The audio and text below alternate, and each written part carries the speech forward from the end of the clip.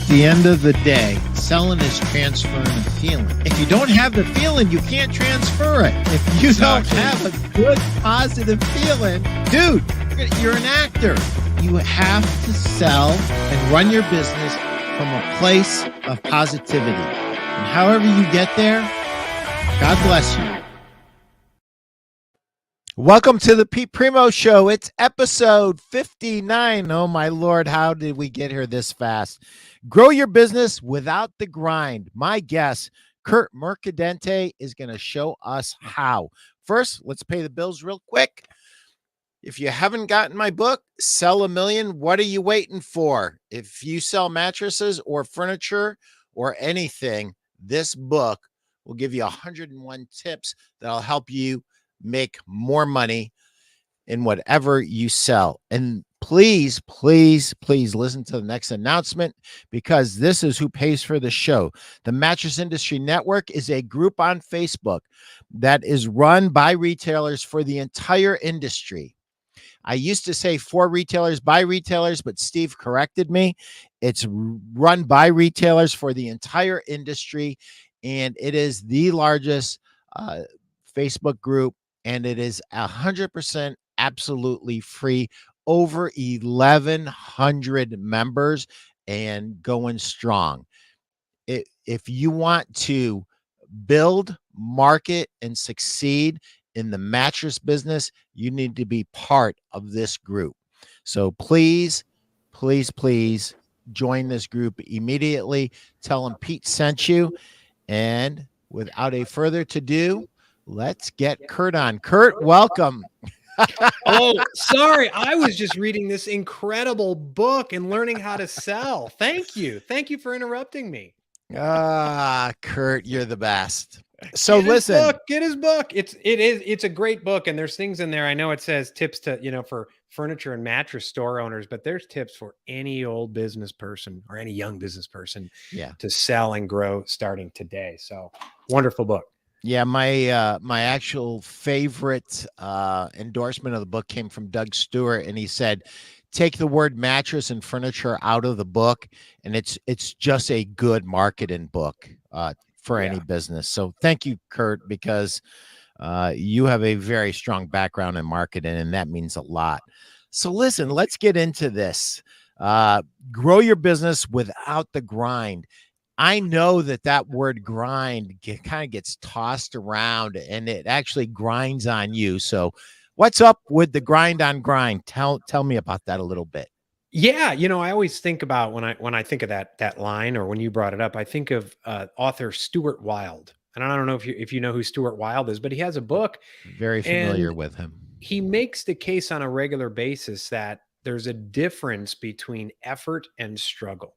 There's a difference between effort and struggle. Yet so many people, thanks to our conditioning in our society and the hustle and grind pornographers, who think that effort and struggle equal the same thing.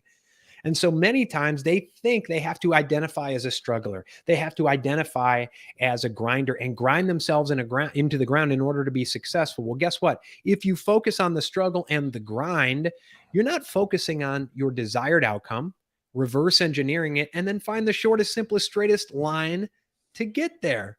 I'm a fan of minimal effort, and not because I'm lazy, but because I don't want to waste money. We have money and time.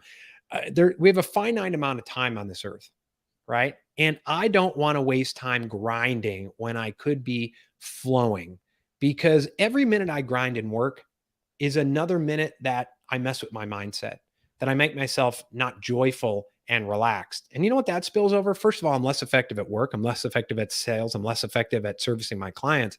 But then that spills over from a mindset perspective into being less effective as a human being, being less effective in my self-care, and being less effective as a husband and father.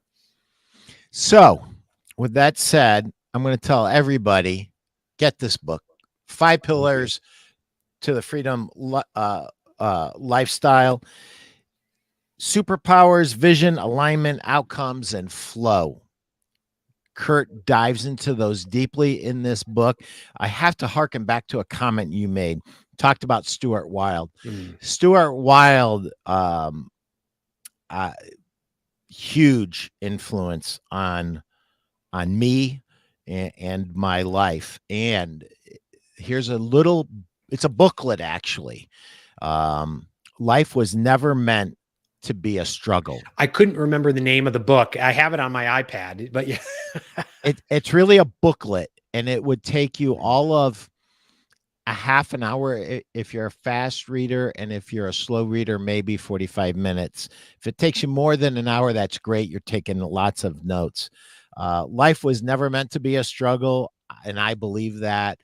Stuart Wilde is definitely a gentleman who had a very interesting life and some very interesting philosophies that we would all do well to embrace certain aspects of, to have a richer, more meaningful life, and one that is more aligned and one that is more in flow. That's for sure. So, so let's kind of get into this. I am a mattress store owner, a furniture store owner for the last 2 years. I don't know whether to, what, or go blind, because they shut my store down. Then they opened it back up. Then I had more business than I knew what to do with. Then the supply chain essentially broke. Broken furniture. Hello, John. Thank you for joining us. Essentially broken furniture and bent severely with mattresses. Then price increases to the tune of mattresses are more than 40% higher than they were at the beginning of whatever you want to call this thing that we've been living through for the last 2 years. And furniture is 45 to 55% up in price. So with all that, what would you tell my store owners? And right now, business is a little slow for most of them. But it was really good last year. Really good. Most of them are up. But the one thing that they all tell me, Curt, is I'm just not having fun anymore. They're doing the best they can to manage expectations with the consumer and let them know, listen, it's going to take longer than normal. And this is what you can kind of expect. It still doesn't keep that consumer from calling them 10 times. And a lot of my dealers are just telling me, Pete, making money. We're doing the best we can for our dealers, but it's just not fun. What's your advice? Yeah, I'd like to address the part about I'm just not having fun part. Yeah. And, Alan Watts, I'd butcher the quote if I said it, but he said the secret to work and the secret to having a fulfilling life is doing your work and just calling it play and having fun. Because, there's one of the most misquoted lines from the Bible is, oh, well, money is the root of all evil. Well, that's not actually the line. First of all, tens of thousands of years of the Bible going through interpretations and reinterpretations and translations in the Council of Nicaea, ripping out books and banning certain books from the Bible and all that. That being said, we do know that the actual translation, if we are to look at a human translation, is that the love of money is the root of all evil. And the reason this is important is that Arnold Patton has a great line where he says the sole purpose of money is to express gratitude. But when we come to look at money as the end all be all, life can certainly not be fun. I mean, the last 2 years, one of the biggest misnomers is we're all in this together. We're not all in this together. There's some people who are flush with cash who were able to sit at home and learn a new hobby, right? People who said that in the early days, remember when we were still in 14 days to stop the spread? Now we're in like 14 millennia to stop the spread. But we were told, we'll just stay at home, read a book, learn a new skill. Well, if that ain't privilege, I don't know what it is. If you have enough money to just sit on your cash and sit at home and do nothing, most people can't. Mattress store owners can't. Why? Because their electric bill is still due, right? The product, the inventory they have, they still need to get rid of. If you look at the fun thing, I always like to look at options, and there may be no good options, right? You can put your head down, assume the crash position and wait it out. You can look at other ways to bring in revenue, right? You can look for those ways. You can shut it down, right? Or there's a combo of some of those. There's not like a magic fifth or sixth option, but as you do it, if you're not having fun, there's no guarantee, Pete, that you and I don't make it right till tonight, to dinner time. I was going to say to tomorrow. There's no guarantee that I don't walk out of here in an hour and get hit by a bus. There's just no guarantee. Right. Now, if that happened, a little over 4 years ago, I woke up on a Tuesday morning. I had a 7-figure PR and ad agency. I had grown it. I had scaled it over 14 years, and I had come to be very unhealthy in doing it because I was obsessed with money, and the notion of fun I put on the back burner. Why? Because I'm a guy. I'm supposed to focus on making the money, bringing home the bacon. I'm supposed to focus on that and servicing my clients. And I was taught, oh my gosh, you got to hustle and grind. Whether or not you're happy or not doesn't matter.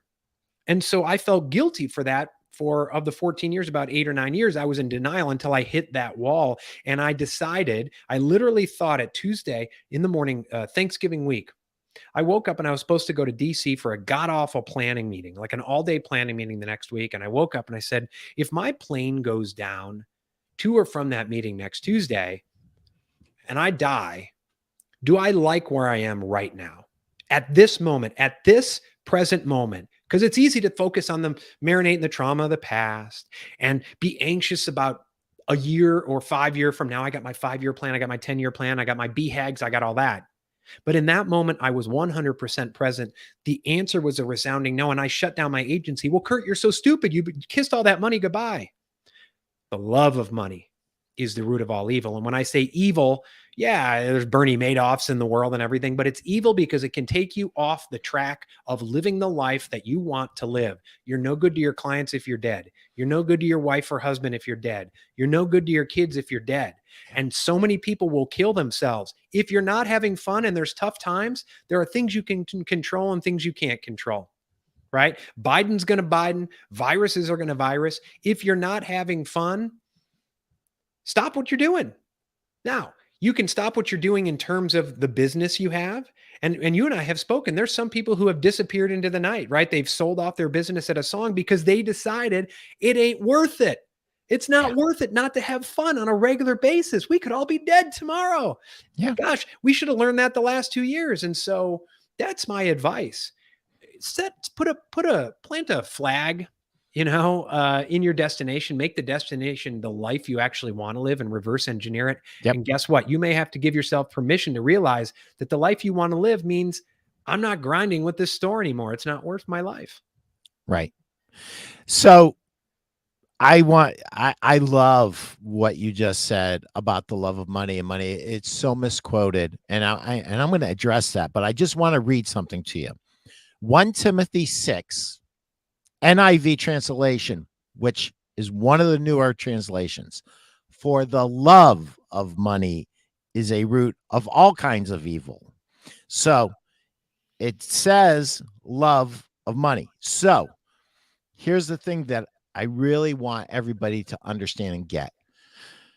You see something on Twitter, you see something on Facebook, you see something on LinkedIn, and you see it attributed to the Bible. Go to the Bible and read it yourself. As a matter of fact, go to the source and read it yourself. Mm-hmm. As a matter of fact, always go to the source. Never trust anything. Trust but verify. Absolutely. To quote former President Reagan. Yeah, it's interesting when you look at those translations. Another translation that has been completely perverted is that of the word sin. If you go back to the Aramaic translation, sin means missing the mark. It doesn't mean you did bad. It doesn't mean you're evil. It doesn't mean you should live in guilt and shame, whether or not, I was raised Catholic, and whether or not I had that extra cookie for dessert or robbed a bank, it was all on the same plane. You're a sinner no matter what, right? And so, but when you look in the fact that the word sin means missing the mark, and then you look at the fact, wait a second, I'm not having fun. I'm not living my best self because I'm sitting in victimhood and marinating about the Biden administration and supply chain issues. What are you going to do to control that? Yeah. We can't control any of that. Okay, you can go and vote. You can go and do those things, right?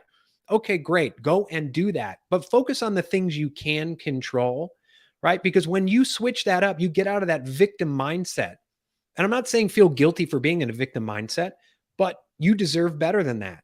Because when you sit there and you perseverate and you marinate in all the problems of the world and you stare at social media and my gosh, this president did this and these supply chains and the Chinese and all that, great. What is that doing for you? It's making you miserable. It's screwing up your mindset. It's causing you actually, by the original definition of sin, to miss the mark. Because if you set that mark as having a free and fulfilling life, right? And your mindset and your beliefs and your thoughts get you so angry and upset and triggered that you're going off to the left when your mark is over to the right. By the definition of the word sin, you're sinning, not in a way of guilt and shame and evil and bad and I'm going to be punished, but you're not living the life that you actually want to live. And guess what? You actually can do that. There's a little secret. You can actually define whatever the hell life you want to live, reverse engineer it, and start creating that. Yep. So I too was raised Catholic. Hey, Ed. Great stuff, gents. I have lived the grind and recently broke those chains to find balance. God bless you. Edward Collins. Thank you. Thank you, sir. Thank you. I too was raised Catholic and found a lot of the same buckets that you mentioned. I would go back to this. If you own a store currently right now and you're not happy, the first thing that I would tell you to do is ask yourself, what am I doing that's not constructive? And what could I do better? And get real about it. Because the first time I heard this, I rejected it. And I said, that dude is retarded for saying that. Now that was back 30 years ago when we were allowed to say that word. We can't say it anymore. So challenged. And it was Jeffrey Gitomer. And he said, stop poisoning your minds. Stop watching the news. And do you want to know something?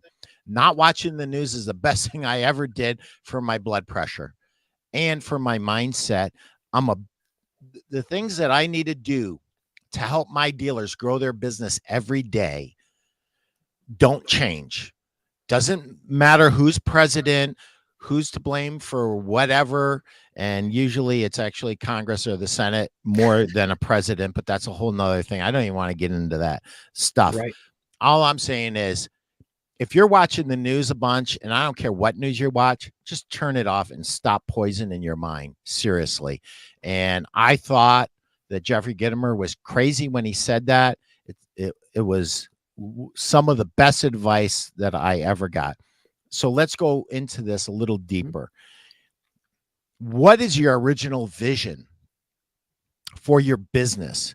I'm pulling this right out of Curt's book, by the way. What is your original vision? Have you drifted from your vision? Is that causing you some misery? What is your mission for being in business? What is your vision? And are you in alignment with that vision? Because if you're not, you've got to find a way to get back home and shake off some of this stuff. And one of the things that I've always said, I am the luckiest man in the world because I've always been able to find joy in my work. And there have been times where I created chains that I actually had to shake off. And I believe that that's possible, but it cannot be possible unless you're aware. You have to have awareness of that. I'm creating a situation where I am not aligned with my vision anymore.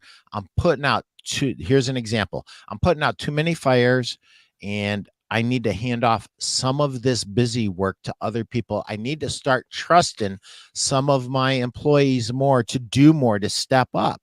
And it might be a promotion with some serious supervision, but some people need to step up and you need to step back a little bit. If you are so busy putting out fires as an owner that you cannot take a break and step away and work on your business, and I mean in a quiet room with a pad of paper and just writing down ideas on how you can better serve your customers, just doing that simple exercise could be a mind blow for any of you guys. So if you're to the point where you hate your business, try to find your way back. But I'm 100% with Curt. I've looked at some of my dealers, and after exploring all these things with them, and I've actually had guys and gals look at me and go, Pete, I'm just done. And if you're done, then be done and on to the next part of your life. But if you're not done and you're the only one who knows that, go through this exercise and focus on what you're creating. Are you creating? And here's something that I really want you to think about. And I'm sorry that I don't want this to come across as cruel or mean, but I've had to do it in my own. If you have in my own career, in my own business, if you have employees, if you have customers, and you don't like them for whatever reason, you don't like the customers, you don't like the employees, it's you that hired them, it's you that trained them, it's you that either gave them consistent feedback or probably didn't, and now here you are hating what you've created. I feel that I, as a manager, owe it to my people to do three things. And those three things are very simple. One, define the job very carefully with metrics and tools. Number two, give clear and consistent feedback. Now, clear feedback could be yelling at somebody, but that's not going to be done consistently. So I would refrain from bringing emotion into anything that you need to correct, but you have to give consistent feedback. So one of my first jobs, Curt, was I was the student chief of security at my college. That meant the guys that I played football with, the guys that I wrestled with, the guys that I went to classes with, that I ate every meal with, I had to hire those guys and gals, and I had to fire them because that group, 18 to 22 to 23-year-olds, is not all going to conform to rules and perform at their highest and best levels. Most of them have yet to learn that. And so I learned very early on that the worst thing that somebody could say to me is, Pete, I didn't know what the expectations were. I didn't know I wasn't meeting the expectations. And I'm very confused about why you fired me. Every time I fired somebody, they said the same thing to me. Pete, I'm sorry I let you down. Why? Because when I hired them, I told them how I was going to fire them. There's going to be three written warnings. And when you get the third one, you're gone. And whenever I got to the third one, I said, now, what do you expect me to do? Well, Pete, you have to fire me. You told me that when you hired me. And I'm very sorry that I made you do that. So they understood. And if that can work with 18 to 22-year-olds, it can work with anybody. And it's very simple. And all I'm suggesting to you is sometimes we have to look ourselves directly in the eye and ask ourselves, did I create this? Usually the answer is yes. Jeff Giannakovo. Let me see. This is one of the guys that he does not need to be listening to me. He is the epitome of a great retailer.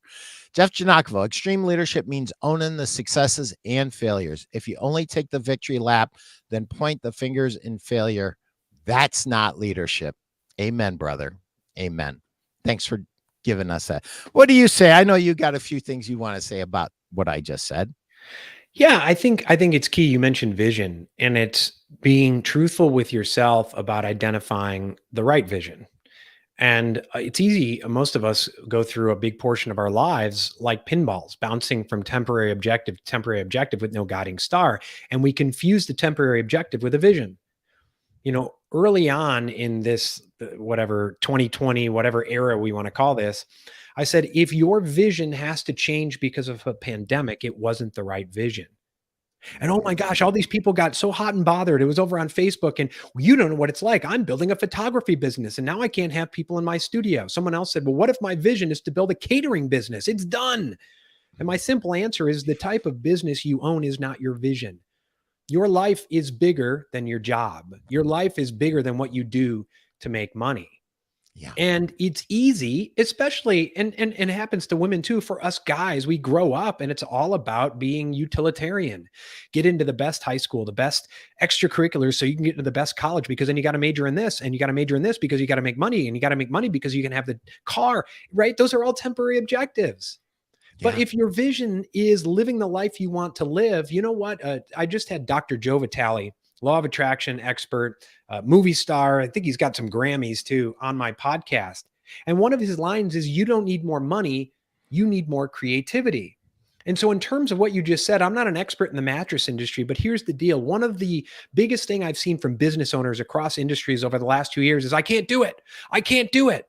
Like all these people in the National Speakers Association who get together and do navel gazing, right? Instead of actually going out and selling, they didn't know how to get business. So they said, oh my gosh, everything's shut down. We can't make any business, and they all went out of business.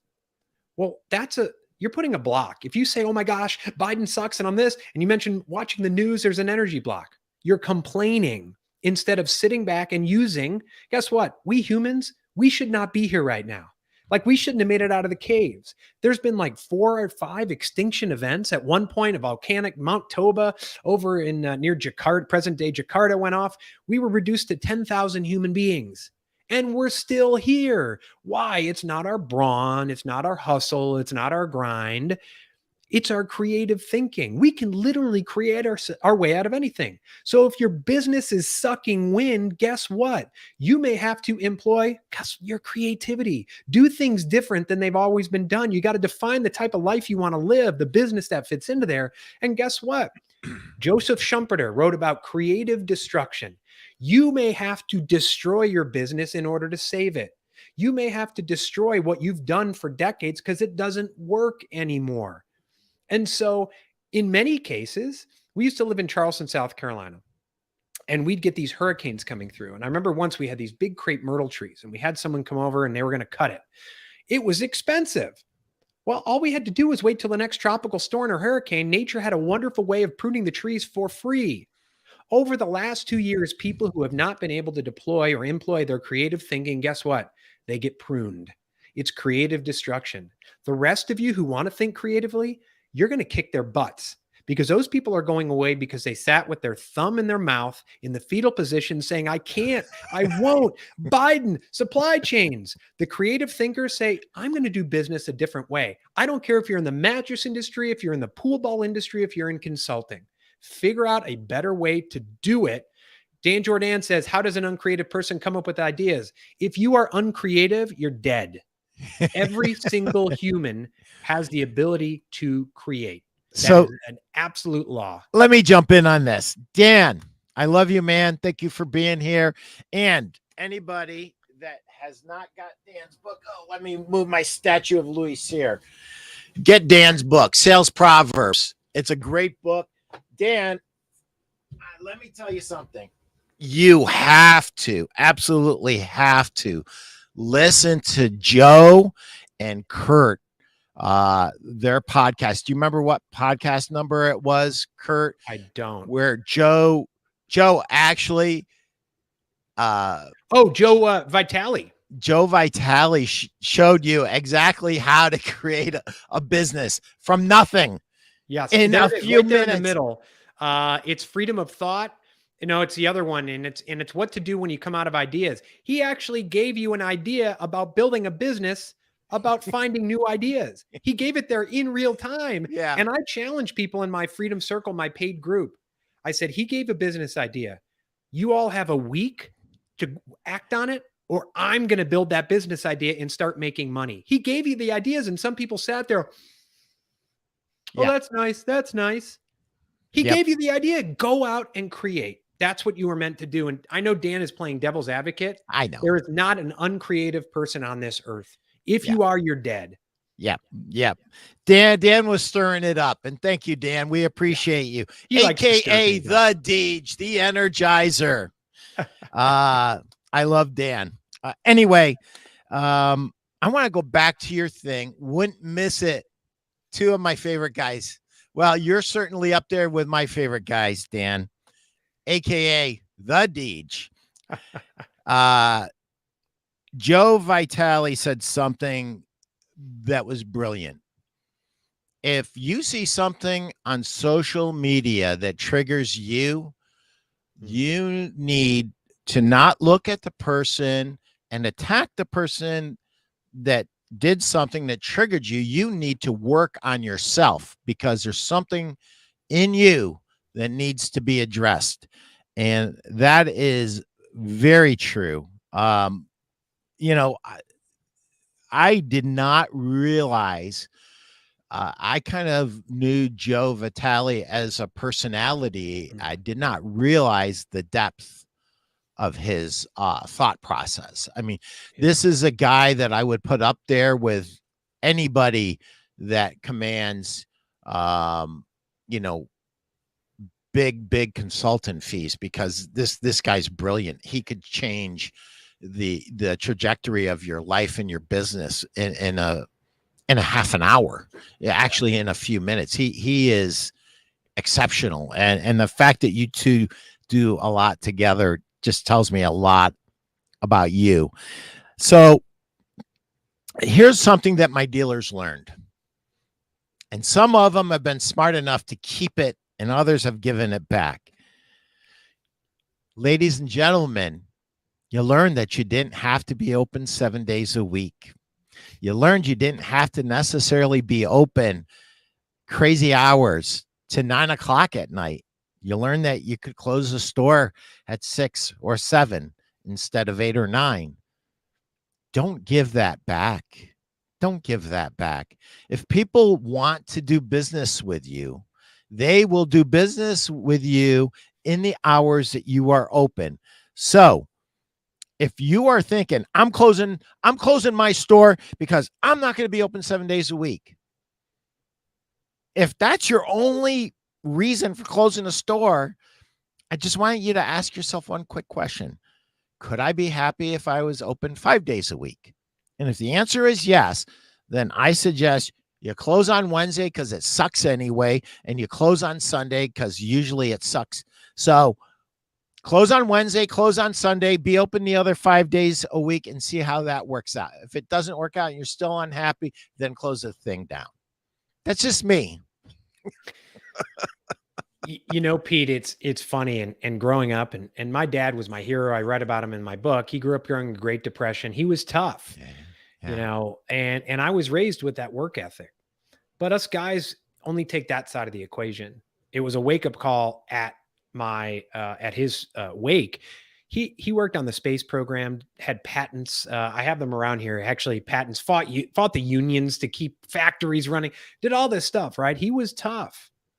But at his wake, not a single person mentioned his career. And it was a wake-up call to me. And one of the wake-up calls that led me to shut down my 7-figure agency, because I realized I can be responsible as a husband and father, but I can also have fun doing it.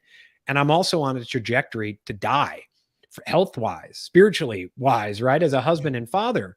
Right. And one of the things we have to learn is the difference between being tough and stupid.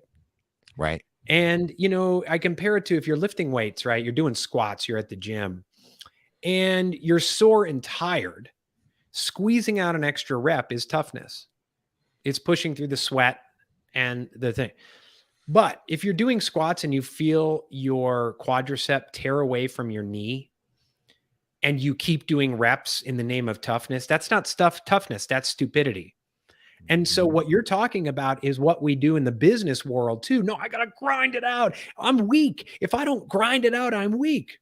And to use some tough guy vernacular here, right? I boxed for 5 years. And one of the things I learned was when I would go in there and box, I would make clenched fists so tight.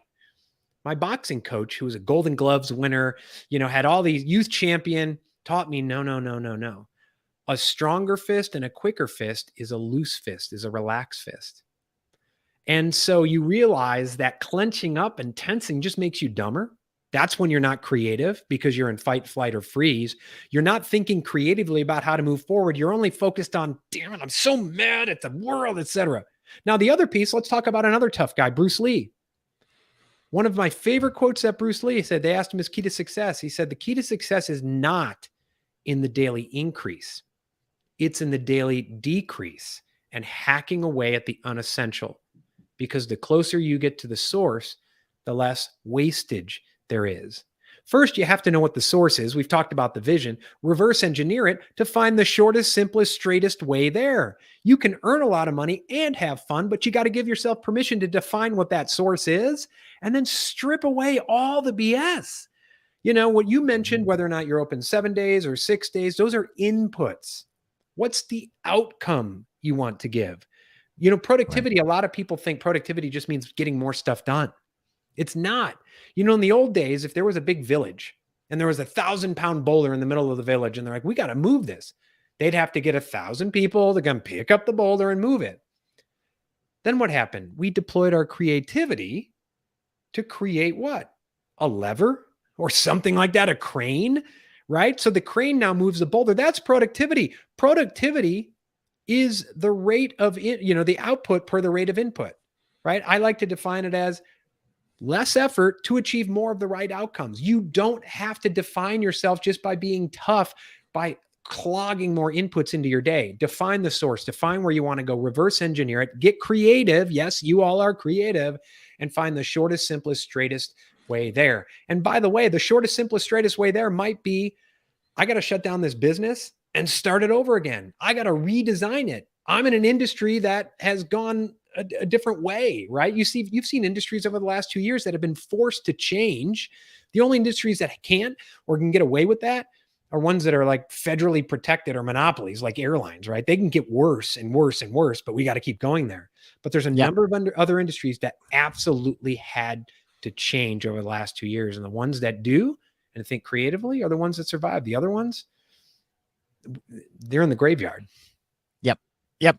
And what you're really saying is use leverage wherever possible. Use leverage, and there's lots of different ways to use leverage. And one of the best leverage points that you could possibly find is working on your business instead of working in your business. Getting sucked into every little bit of drama in your business is not your best and highest use of your time as a business owner. The best use of your time is really making sure that your vision is what you want it to be, that you're aligned and your employees are aligned with it, and looking for opportunities to serve your customers in the best way possible. And it might mean copying something from another store. It might mean going outside of your industry and copying something from another industry. Yeah. You know, one of the things that you said that really resonated with me is the staring at the navel. I think that we as an industry, in the mattress industry, we stare at our navel. I mean, I see shows that all they do is bring on people in the industry, and I love highlighting some of the creative thinkers in our industry on my show. But I also go outside of my industry on a regular basis to bring the best ideas to the industry that I love, because I think we as an industry stare at our navels way too much and tell ourselves we're great when we're not great. Okay, Dan, what you got, man? A big challenge for many businesses is attracting and keeping talent. Any ideas, Curt? Did you hear what I said before? Did you hear what I said before? Define the job, consistent feedback. Anyway, go ahead. You answer it your own way, Curt. Yeah, I think the first part, attracting the right clients. Right now, That's businesses huge. realize they are attracting the right talent. They realize businesses have to realize they're in competition. It is a branding challenge for them, right? And so you have to communicate in a way to attract the right talent and realize that people right now don't just want money. I mean, there was a poll last year that people would give up a $30,000 raise just to work from home. So you've got to realize what people want. It's just like sales, right? It's not about you. It's about the people you're trying to attract. Now, you don't want to give up your company culture and vision and all that if it's set and it's a good vision, right? Just like you wouldn't want to do that to attract clients. So you bring those people in. Now, in terms of retaining them, I'm big on freedom. Everything I do is freedom. And I have a course called Freedom Business Culture. People say, well, freedom, isn't that just apply to entrepreneurs? Well, that mindset is a big reason your people are leaving you and you're not able to retain them. People want a certain amount of autonomy. They don't want to be treated like children anymore. They don't want to be judged. We talk about store owners judging ourselves on inputs instead of outcomes. Well, people don't want to be treated like children who are micromanaged just on inputs.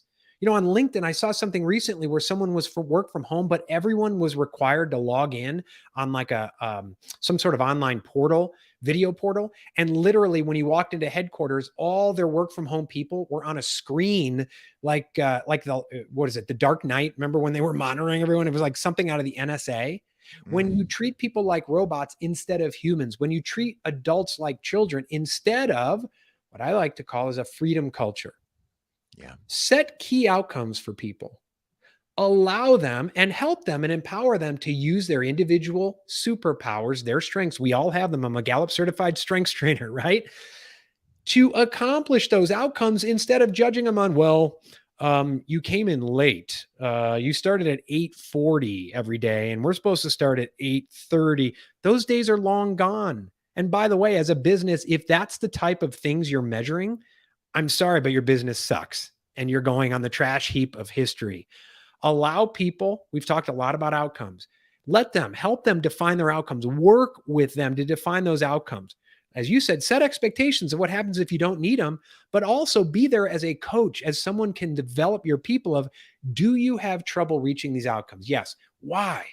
Find out, see if you can help them, work with them, treat them like an adult. We do this with our children. We do this with our 7-year-old, our 10-year-old, and our 13-year-old. We don't treat them like automatons and just say, yes, no, follow the rules. Here's the outcomes. What would you like to achieve? What help do you need getting there? Do you know that you have superpowers to get there? Help them get there. That's what we're seeing now. People are sick and tired of being treated like the hired help. Empower them, give them some freedom, hold them accountable, like you said, which takes expectations. It takes communication, understanding their behavior style, which is key. But in the end, treat them like humans. There's a great book that I want to give a shout out to. It's Leadership and Self-Deception by the Arbinger Institute. And one of the big things is you're either in the box or out of the box. And it's the key to conflict resolution. Heck, I've used this book to resolve conflicts in my extended family. It's a matter of, and it's something you said earlier about Dr. Joe Vitale saying, if you're triggered on social media, the problem isn't social media, it's something inside of you. Yeah. Every single stinking conflict you have at work or out of work is within you. And Dr. Joe Vitale wrote a piece, and the Arbinger talks about this. Are you in the box or the out of the box? And that's whether or not you're looking at the other person as a human or just something, a task to be achieved. Yeah. And so when you realize that things are within you, you can fix those things. And Dr. Joe Vitale wrote a book called Zero Limits with Dr. Hu Len, who passed away recently. And Dr. Hu Len, in his book, Zero Limits, said, whenever you have a conflict, no matter who it is, anywhere in your life, what's the common denominator? Well, I don't know.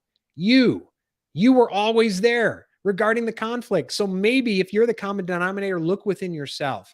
And that's the hardest thing for people to wrap their heads around, because they feel like it's not my fault. It's not my fault.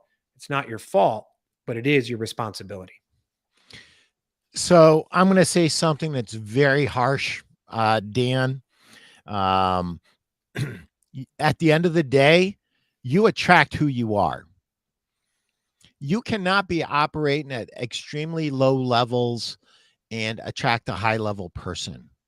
And at the same time, if you are functioning at a very high level, you will attract other people just like you. They will be attracted to you. So you attract what you are at the end of the day. And that goes to keeping people too. And one of the things that I often see bannered around is, you know, I, as a business owner, don't want to spend money, don't want to invest money in training my people, because what if they leave me? And one of the best quotes I've ever seen, thanks, Dan, you're the best. One of the quotes back that I've often seen, and I don't even know who said it, so shame on me, is, what if they stay? What if you don't train them and they stay and they're not as good as they should be? So my thing is this: really spend a lot of time being picky, attract the right person to begin with, and be the right person to attract the right person. But then once you get them and you have given them freedom to get to the end, train them. And when I say train them, I don't mean training them so that they do A, B, C, D. I mean, train them so good that they can just go from A to D and get creative and go to Z and still get the job done. And they don't even have to worry about where you're at. They know where you're at. They know what you said. And you said something along these lines: get the job done for the customer, get the job done for the company. And listen, if you make a mess in between, let me know and I'll help you clean it up. So one of the things I used to tell everybody when I hired them, there's only one way to get fired from this company. And that is if you screw up the same way 3 times in a row, then you're out. It's my magic number, Curt. 3. It's the magic number. So if you can find new and creative ways of screwing up in my company, you have a job forever. Because it means you're growing. It means you're, once you put your feet on the ground and you show me through your behavior, you're unwilling to change, you're unwilling to grow, that's when I have to say goodbye. But as long as you're trying, I'm going to keep trying with you. I'm going to keep working with you. And I'll tell you something. The few times that I've had to fire people in my professional life, they were relieved. They knew it was the wrong thing for them. And I actually freed them to pursue something else that really suited their abilities. And through, what we went through together, we learned that they were not in the right job. Now, a few times I was able to save them and actually put them in another role with the company, and they just absolutely flourished. So for what that's worth. Yeah. And when you mentioned growing and willing to try, there is the seed of the creativity. And I told my daughter yesterday, I saw her and I said, she's 15. She's just incredible. And I said, she's got a job. She's working. She wanted to work, and I said, you're my idol. She goes, what do you mean? I said, no one's got it figured out. Anyone who says they got it figured out is wrong, but you're willing to grow and learn, which puts you ahead of 99% of people. And it's in that just willingness. If you feel like you're not creative, to Dan's point, just shift your mindset from I can't and it won't, and I'm not creative to, just think, I'd like to find a different way. Just start with that little seed. I'd like to find a different way. That shifts, it pivots your mindset, your energy, your emotions in a different direction, and it demands an answer. So you can start looking for it.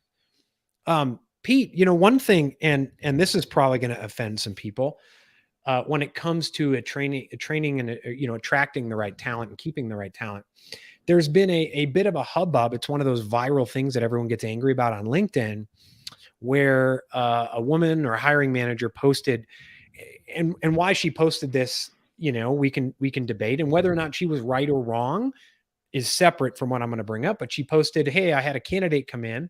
We had 115 grand budgeted for this position. The candidate asked for 85. I hired the candidate. She said something along the lines of, I don't have time to school people on salary negotiation. Right.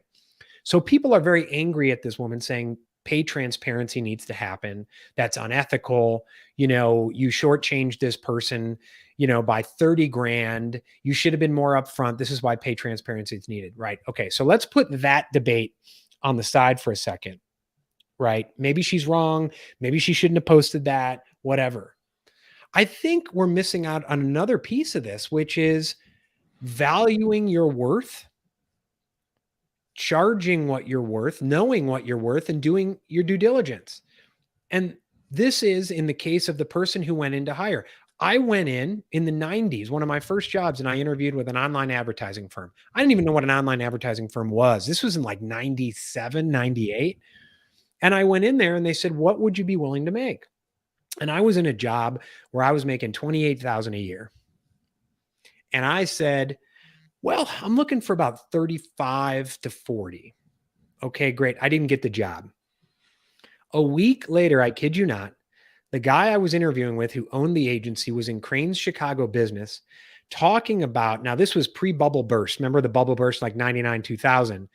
And he said, oh yeah, this is a crazy industry. We're paying people starting salaries of about $115,000. He asked me what I wanted. I said 35. I didn't do my due diligence. I didn't know my worth, right? Now we can debate, well, that guy should have told you we're really looking for $100,000. Okay, great. Instead of focusing on disempowering that person or the woman who posted on LinkedIn, how about we focus on educating people on knowing their worth? Because this isn't just about hiring. There are people who own businesses. There are people who are salespeople who are so afraid of charging what they're worth, right? Mhm. If I go to a what do you call it? I was gonna say a gas station, a garage sale. Yep. Right. And I'm going to get into a negotiation. If I go in and say, I'll offer you one, and the person would have taken less than that, the onus is on me. It's a negotiation tactic. Do we completely want to disempower everyone from a negotiation and say, well, the other person is unfair? Maybe that person should have disclosed the pay. Okay, we can have that debate. How about educating people? How about empowering people to know what they're worth, to stand up for what they're worth? Because just focusing on disempowering people leads to this imposter syndrome crap and this wanting everyone to be equal. Right? In New York City, they're going to force companies to be transparent about their pay. You may think that's right. You may think that's wrong. But how about we empower people to go in, do some due diligence, do their homework, not just go through the motions, value themselves, know what they're worth, right? We only like to look at one side of the equation, which is always disempowering people. And so I just think that there's an important lesson to be learned there. And everyone just piled on this woman. Okay, great. Maybe she shouldn't have. I don't know why she posted it in the first place. Yeah. But the bottom line is no one is looking at this person went in without doing due diligence and said, I want 85 grand, and they could have gotten 115. Now apply that. Pete, you're in sales, you're in marketing. Isn't that part of our negotiation process on like almost or just about every single sale? Yeah. It's why when I first started coaching, I got out of the coaching groups because they were gazing at each other's navels. How much do you charge per hour? Well, you can get $225 an hour. And I have a line. I think hourly work was created by Satan to mess with small business owners. Right? If I was a plumber, I would figure out a way to get on retainer. It's going to differentiate me. I'm not going to be the hired help. I'm not going to be a vendor. I'm a partner with you. But I got out of it. Why? Because they were creating their own paradigm of scarcity. Charge 210, charge 215. They're focused on the money instead of impact and value, right? They don't know their worth. I know we have a hard stop in a few minutes, Yes. Curt, but I get worked up. You get me worked up, Pete. I know. Listen, I didn't even read. I didn't even do my halftime, and I'm not going to do it because we've got to. This is what I want to ask you, and I know you're not going to be able to do it justice. I think that a lot of what we need to do as store owners, as business owners, to grow our business without the grind has to do a lot with coming to terms with our old programming, shaking it off, being aware of it, and then shifting away. What say you in 2 minutes or less, my friend?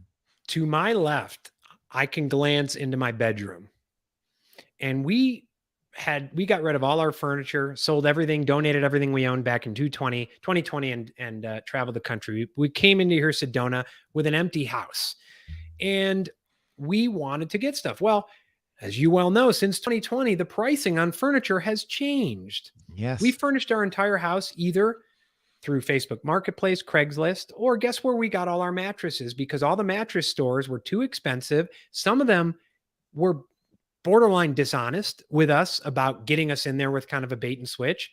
So you know what? We went to Amazon and we got a very high quality mattress and bed for less price. Now, I don't say that because I'm in love with Amazon. I say that because I didn't want to pay. I didn't want to go through the ringer. And so that should be a cautionary tale if you're sitting there in your mattress store. Why isn't people coming in? I'm going to blame it on the economy. I'm going to blame it, whatever. Look at what I did. I'm going to find a way to furnish my house. I'm going to think creatively to do it. My first priority isn't helping you. So switch that around. As a mattress store owner, your first priority is getting stuff done. What do you want to do? How can you compete with the Amazons of the world? Or you can be like Blockbuster and say, well, Netflix is a passing fad. And there's one remaining Blockbuster, I think, in Bend, Oregon or something, right? They went the way of everywhere, creative destruction. So you can get on the horse or you can get off the horse. Either way, it's happening.